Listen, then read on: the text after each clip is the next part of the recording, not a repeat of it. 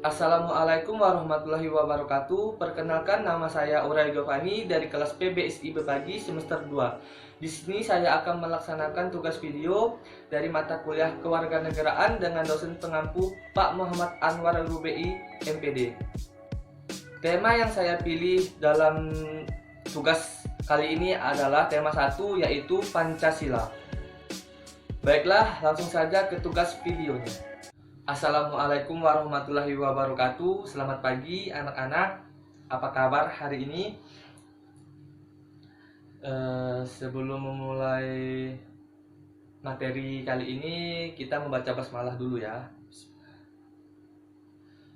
Baiklah, ada yang tahu nggak nih hari ini kita belajar apa? Kita hari ini belajar mata pelajaran kewarganegaraan.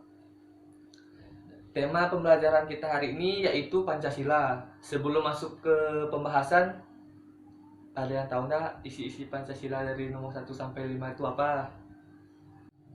Baiklah, langsung saja ke pembahasan materi kita ya. Karena saya yakin kalian pasti mengetahui apa saja isi dari Pancasila tersebut. Tema pembelajaran kita hari ini yaitu Pancasila dengan 6 pembahasan materi. Materi pertama yang akan kita bahas kali ini adalah Pancasila dalam pendekatan filsafat. Maksudnya di sini adalah Pancasila dan filsafat itu sangat erat kaitannya.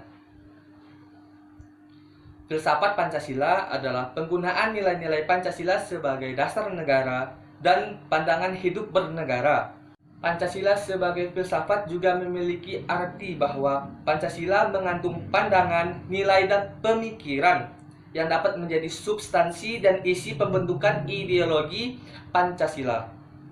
Lanjut ke materi yang kedua, yaitu makna Pancasila sebagai dasar negara. Makna Pancasila sebagai dasar negara adalah bahwa Pancasila digunakan sebagai dasar atau fundamen dalam mengatur pemerintah negara ataupun sebagai dasar untuk mengatur seluruh penyelenggaraan sebuah negara.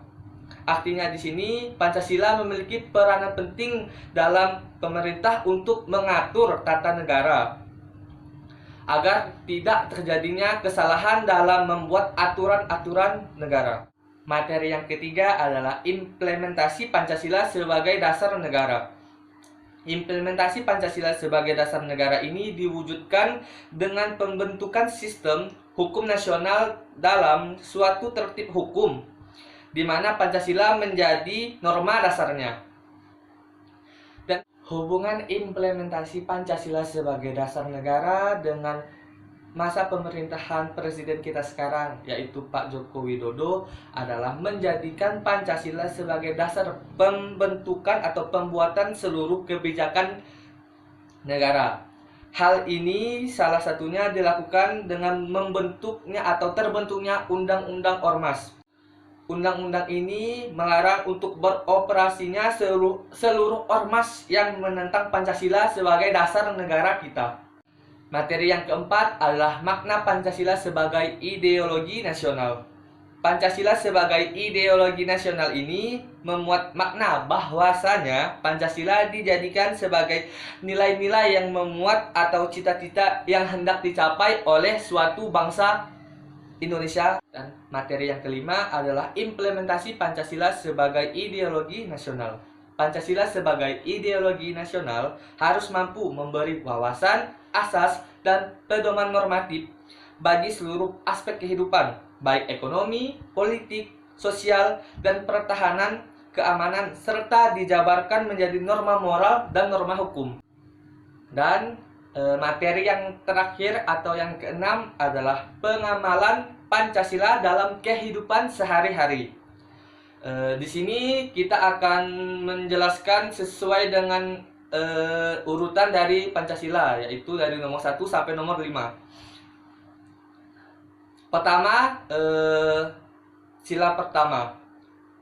Isi dari sila pertama adalah ketuhanan yang Maha Esa. Amalan yang dapat kita lakukan untuk kehidupan sehari-hari dari Pancasila ini adalah yang pertama, menghormati umat agama lain tanpa harus kita olok-olok atau direndah-rendahkan gitu.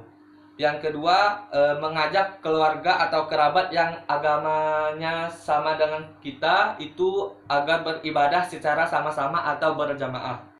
Dan sila kedua, isinya adalah kemanusiaan yang adil dan beradab. Amalan yang dapat kita lakukan dalam kehidupan sehari-hari adalah saling menghormati dengan orang lain tanpa memandang derajat ataupun suku. Dan yang kedua adalah saling tolong-menolong antar sesama atau tetangga. Dan sila ketiga yaitu persatuan Indonesia. Amalan yang dapat kita ambil untuk kehidupan kita sehari-hari, yang pertama adalah menggunakan bahasa Indonesia dengan baik dan benar. Saat kita bertemu dengan orang yang berbeda daerah dengan kita. Yang kedua yaitu selalu mendukung anak bangsa dengan membeli produk dalam negeri atau produk lokal. Dan sila keempat yaitu kerakyatan yang dipimpin oleh hikmat kebijaksanaan dalam permusyawaratan perwakilan. Amalan yang dapat kita ambil dalam sila ini adalah selalu terlibat dan aktif dalam kegiatan bersosial dan mengutamakan kepentingan umum di atas kepentingan pribadi dengan tidak korupsi, tepat waktu, dan selalu disiplin. Dan yang terakhir yaitu sila kelima yang berbunyi keadilan sosial bagi seluruh rakyat Indonesia. Amalan yang dapat kita ambil dalam sila ini, yang pertama membayar pajak dengan tepat waktu, dan yang kedua menjaga dan menggunakan fasilitas umum dengan baik dan benar. Saya akan mengakhiri pembelajaran kita hari ini. Wassalamualaikum warahmatullahi wabarakatuh. Selamat pagi. Sekian tugas video dari saya. Mohon maaf jika memiliki banyak kesalahan. Wassalamualaikum warahmatullahi wabarakatuh.